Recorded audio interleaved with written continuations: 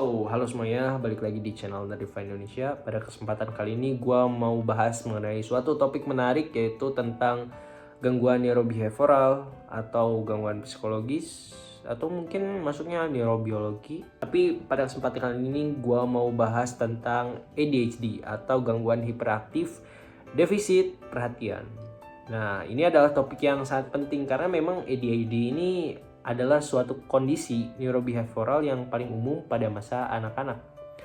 Nah, oleh sebab itu mari kita simak penjelasannya lebih lanjut di video ini tentang apa sih itu ADHD, kemudian tantangan dalam diagnosanya, kemudian pendekatan pengobatan, serta studi kasus yang bisa memberikan gambaran lebih jelas tentang penyakit atau mungkin gangguan ADHD ini. So, simak video selengkapnya di Nerdify Indonesia.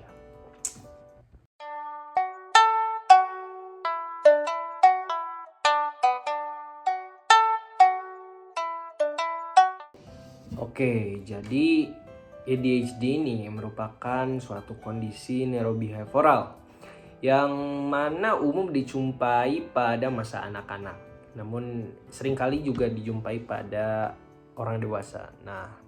Namun ada pandangan yang menyatakan bahwa ternyata ADHD ini bukanlah suatu penyakit, namun ADHD ini merupakan gejala atau sekelompok gejala yang mana mewakili jalur perilaku akhir untuk berbagai masalah emosional. Jadi ADHD ini dianggap merupakan suatu indikasi seseorang mengalami kerentanan dalam emosionalnya. Jadi bisa jadi nanti jika memiliki gejala-gejala ADHD ini merujuk pada kondisi yang serius seperti contohnya depresi, kemudian kecemasan dan lain sebagainya gitu ya, yang merupakan penyakit-penyakit psikologis atau gangguan psikologis ya disebutnya gitu ya.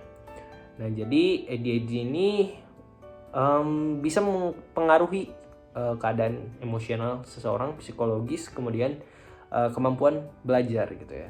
Nah, jadi gejala utama ADHD ini adalah diantaranya ketidakperhatian, hiperaktivitas, dan impulsivitas. Nah, biasanya anak-anak yang memiliki gangguan ADHD ini seringkali kesulitan untuk tetap fokus, kemudian mudah terganggu, terlalu aktif, dan bertindak tanpa berpikir. Jadi misalnya jika kita menjadi seorang guru gitu ya, melihat ada anak yang memang sulit untuk belajar gitu ya, sulit untuk fokus dalam memperhatikan materi yang disampaikan oleh guru, kemudian mudah terganggu, kemudian susah diem gitu ya, jadi terlalu aktif, gerak terus, lari-larian terus, dan lain sebagainya, bercanda terus gitu ya. Nah, itu bisa jadi merupakan indikasi awal seseorang mengalami ADHD gitu ya. Namun perlu diagnosis lebih lanjut gitu ya. Jadi tidak langsung kita judge dia mengalami ADHD seketika, tapi perlu diagnosis lebih lanjut khususnya dari ahli gitu ya, dari psikolog atau psikiater gitu ya. So, jadi di jurnal ini disebutkan bahwa ternyata ada juga tantangan dalam diagnosis penyakit atau gangguan ADHD ini. Nah, jadi untuk mendiagnosis ADHD ini bukanlah suatu hal yang mudah. Jadi ada gejala ADHD yang seperti yang tadi disebutkan, yaitu ketidakperhatian, hiperaktivitas, dan juga impulsivitas. Ternyata memang gejala ini sangat umum dan bisa ditemukan pada kondisi lain juga, seperti misalnya kecemasan, anxiety ya, atau depresi. Nah, gejala-gejalanya itu sangat mirip dengan gejala ADHD. Nah, selain itu juga ternyata tidak ada tes tunggal yang bisa memastikan seseorang memiliki ADHD. Nah, sebagai contoh misalnya, jika kita menemukan atau misalnya ada anak laki-laki misalnya bernama Budi gitu ya. Jadi Budi ini ceritanya sering dianggap nakal gitu ya di sekolah karena memang tidak bisa diam di kelas. Nah, terus sering mengganggu temannya dan tidak menyelesaikan PR atau misalnya tugas-tugas gitu ya. Nah, jadi jika menemukan kasus seperti itu, biasanya guru dan orang tua merasa frustasi dan memutuskan untuk membawa Budi ke dokter. Nah, namun Jika dokter yang melakukan evaluasi berdasarkan laporan dari guru serta orang tua saja, maka bisa jadi dokter itu mendiagnosa bahwa Budi ini terkena ADHD. Nah, kemudian diberikanlah misalnya obat stimulan. Nah, namun ketika selang beberapa bulan, si Budi ini tidak menunjukkan perubahan yang signifikan gitu ya. Jadi perilakunya masih sama. Nah, serta misalnya evaluasi lebih lanjut oleh seorang psikolog, ternyata Budi mengalami gangguan kecemasan yang membuatnya sulit berkonsentrasi dan hiperaktif di kelas. Jadi bukan ADHD, malah gangguan anxiety atau kecemasan gitu ya.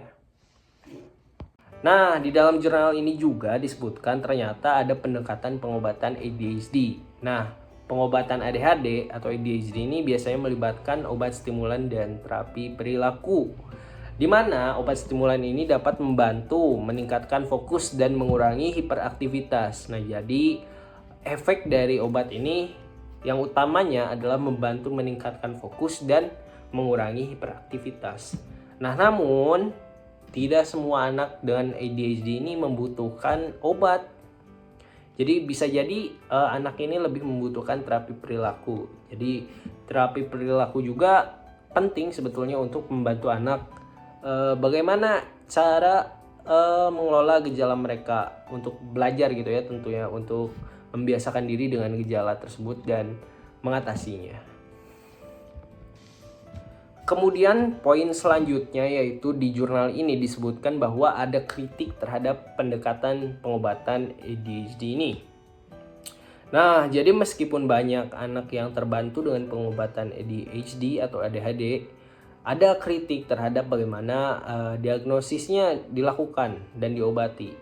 Nah, jadi beberapa dokter mungkin tidak mengikuti semua langkah diagnostik yang disarankan, atau tidak melakukan tindak lanjut yang cukup sering. Nah, hal ini nantinya bisa menyebabkan diagnosis yang tidak akurat dan pengobatan yang kurang tepat.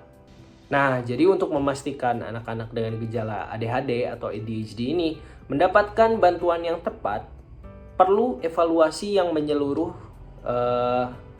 terhadap kondisi ini, termasuk beberapa diantaranya yaitu penilaian kebutuhan pendidikan, kemudian psikologis, kemudian psikiatrik, dan kondisi keluarga si penderita ADHD atau anak penderita ADHD ya.